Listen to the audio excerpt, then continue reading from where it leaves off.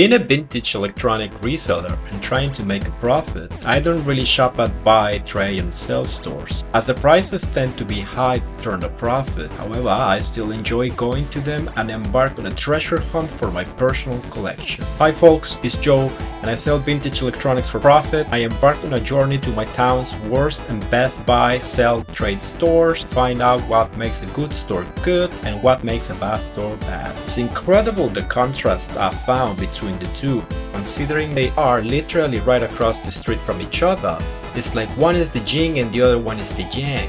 One is the bad and the other one is the ugly. I'm aware I'm generalizing and you can have a good experience on a bad store and a bad experience on a good store. I'm doing it to entertain you, so please like and subscribe to this vintage electronics entertainer. First, the bad store. Right off the bat, when stepping into the store, my nostrils were hit with a strong smell of the devil's lettuce. You know, marijuana, cannabis, no judgment here, but I'm married, and if I step out mid-morning and come back home smelling like a reggae party, my wife is going to have some questions. Also, if you sell some clothes, don't smoke indoors. After I recovered, I couldn't help my eyes to start playing the untidy bingo card, messy and dirty floors, walls and even the ceiling. Check. A pile of old hangers in the corner.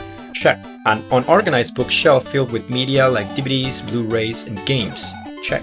My shoes now having tuberculosis. Check. This store sells both everything and nothing.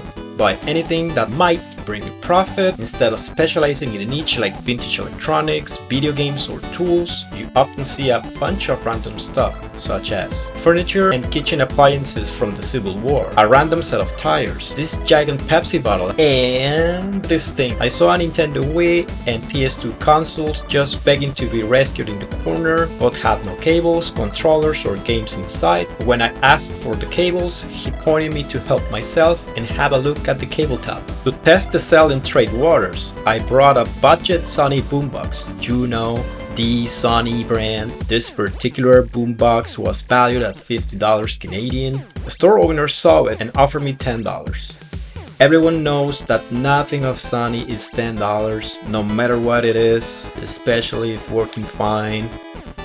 Now, let's step into the good store. The store had off the street parking, which is important when you're in a bad part of town and you don't want your car to be HIV positive when you come back. Vinyl records were neatly organized alphabetically and the owner even offered a 50% discount on advertised vinyl prices. Consoles were Facebook Marketplace prices and I was assured they were tested beforehand. The consoles had cables but sadly no controllers. A Nintendo Wii was going for $60 Canadian, which is fair.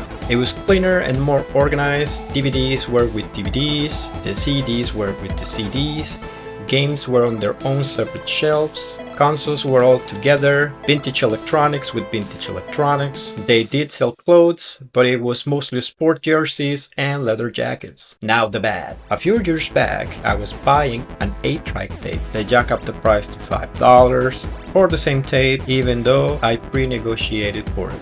So this proves a good store can have a bad experience. Regular price vinyl records and some other item prices were insane.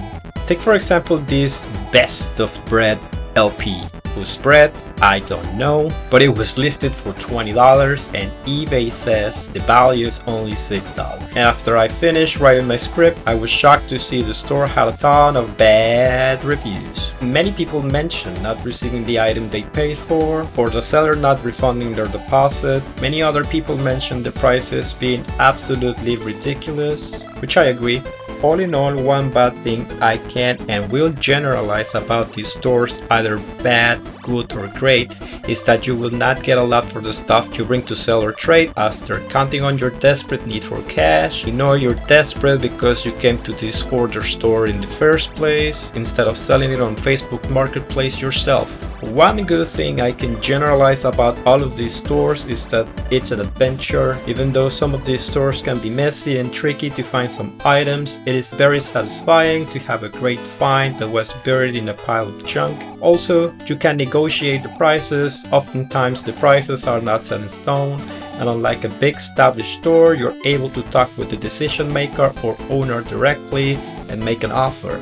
Also, the shop owner often has a lot of experience buying and selling vintage electronics and other devices, you know, when he's not scamming people. So this definitely counts as an experience enhancer. No, not the scam, just the conversation, as you're able to meet other people that are into vintage electronic collecting and have interesting conversations. What has been your experience with these types of stores?